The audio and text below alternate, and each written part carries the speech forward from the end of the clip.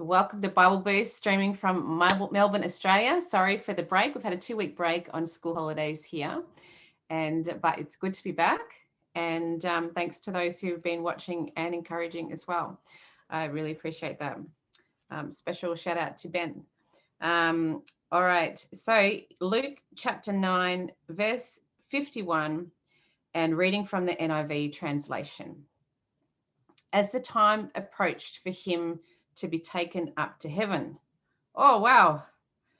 We're up to that already in Luke chapter 9. I didn't think we were there that quick. Jesus resolutely set out for Jerusalem. Oh, I'm excited about that word resolute being in there. Oh, wow. That's one of my favorite words that I find so inspiring. He's got his mind and his heart set, and nothing is going to sway him. And this picture behind me, resolute, and it's got an archer, a female archer there, with her bow drawn, with her eyes fixed on the goal, fixed on what she's going to do. Resolute. It's like, I'm going this way, and nothing can deter me from that.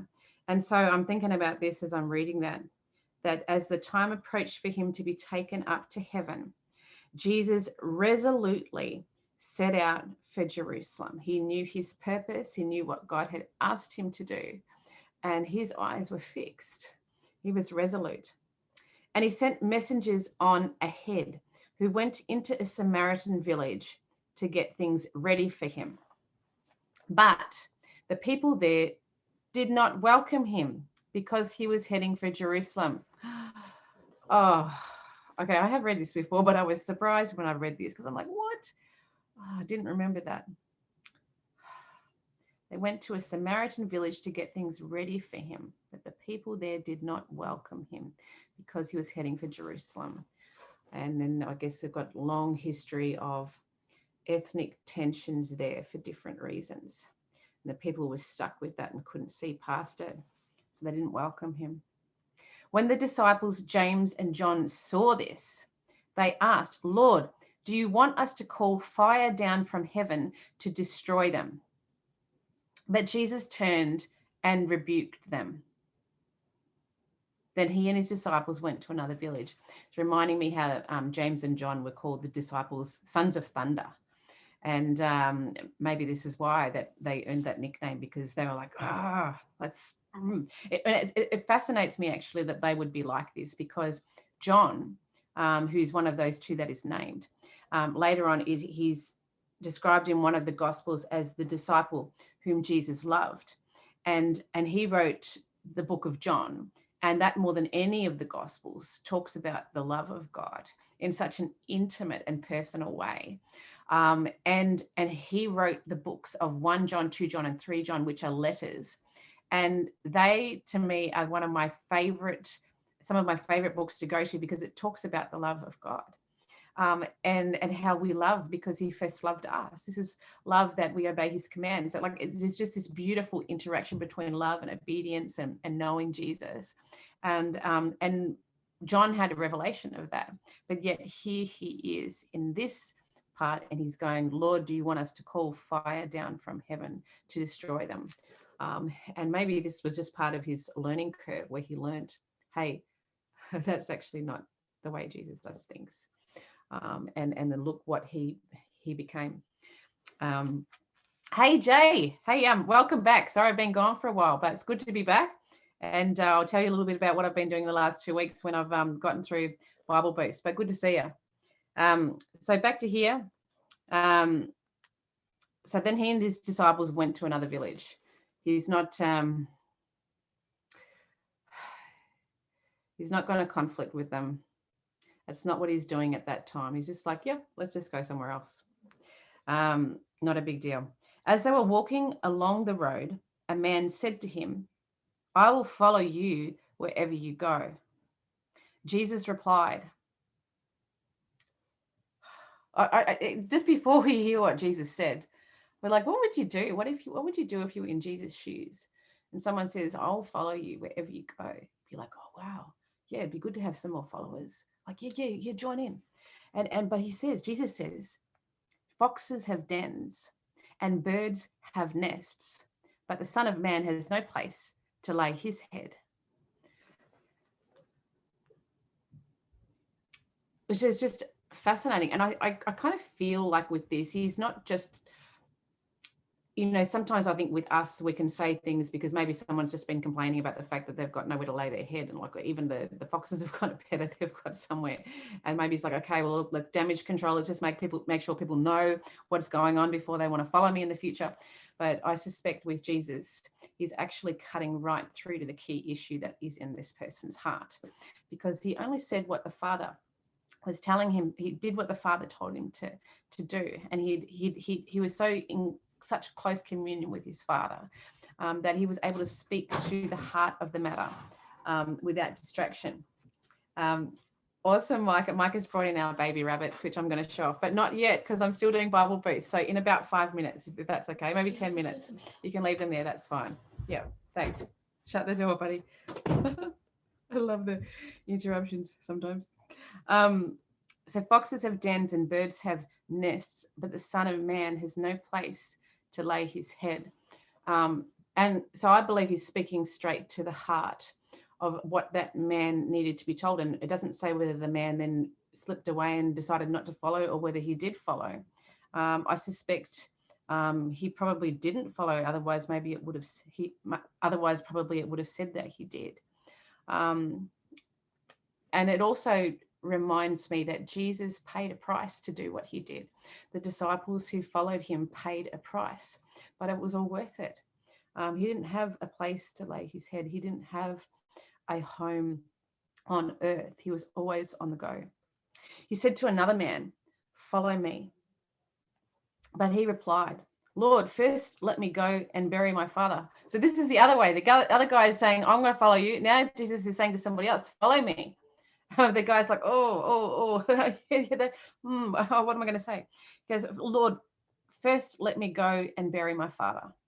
Now, I've heard, and I haven't researched this myself, but I have heard someone say that this was the kind of thing someone would say that didn't mean his father was necessarily dead then, but it was more saying that, let me go back to my family, wait till my dad's passed away and I've buried him, and then I'll come and follow you, which makes sense to me in that culture. But we only have the words that are written here, and I guess an understanding of sociologists have of the culture at the time. Jesus said to him, "Let the dead bury their own dead, but you go and proclaim the kingdom of God." Oh my goodness. He's so fearless with his words, Jesus. But here they're like arrows of truth that just pierce through all the clutter and all the distractions. And he's going, hey, what is it that matters here? What are your priorities here? And he's speaking straight to the heart of the person and what they need to understand. Still another said, "I will follow you, Lord, but first let me go back and say goodbye to my family." Jesus replied, "No one who puts a hand to the plow and looks back is fit for service in the kingdom of God." And I'm reminded of that word resolute. Here we have, talking about that earlier, that picture, that inspiration I have, where Jesus had his face. He was resolute in going to Jerusalem. He knew what he was called to do. He knew what his life's purpose was. And I think that's what he's calling us for as followers of Jesus, that we're resolute, that we're not looking back. We're not going, let me weigh this one, let me weigh this one. Once you meet Jesus, it's like, I'm going to follow you. Just nothing else compares to the wonder and the magnificence and the calling of following Jesus. And I'll lay down my whole life for you, Jesus. And nothing else is going to get in the way. And it's kind of like, it's hard word. And obviously that is then on the other side, you'll see other scriptures where it talks about, caring for the needs of your family, and wives, respecting your husbands loving your wives. It talks about the mothers, taking care of the household needs and all those kind of things. So God's never advocating for a lack of responsibility with those things, or care or love in those things, but he's addressing something really important here. He's going, where is your heart set? Where is your heart set? And it's like, we love him first. And he's before anything else, and we don't look back. And that's what he's calling for, a resolute focus, which to me I just find so inspiring. Reminds me of Psalm 84. It says, blessed are those whose hearts are set on pilgrimage. And that's where it is at for me. I was like, God, I'm following you. No matter what, through the ups and the downs, my eyes are fixed on you, the author and the perfecter of my faith. So that's the end of chapter 9. Now we've got chapter 10 in Luke. We are getting there very slowly through this book. Lots more chapters to go, which is great. After this, the Lord appointed 72 others. And these are obviously the ones who did say, yep, I'm following you no matter what. And they would have been hardcore following him back then. Where does your food come from? Where do you sleep? After this, the Lord appointed 72 others and sent them 2 by 2 ahead of him to every town and place where he was about to go. So if I do the maths, that's 36 pairs that are sent out to different locations where he's about to go. He told them, the harvest is plentiful, but the workers are few. Ask the Lord of the harvest, therefore, to send out workers into his harvest field. Go, I'm sending you out like lambs among wolves. Do not take a purse or bag or sandal, and do not greet anyone on the road. Do you know what I'm thinking as I'm reading this? I'm thinking, for me, I'm like, I want all the instructions. I want the sheet with everything printed out, with all the instructions, so that when I go away afterwards, I can refer to everything that Jesus said and make sure I'm doing it. But they didn't have paper and pens back then. They had tablets where they could write things.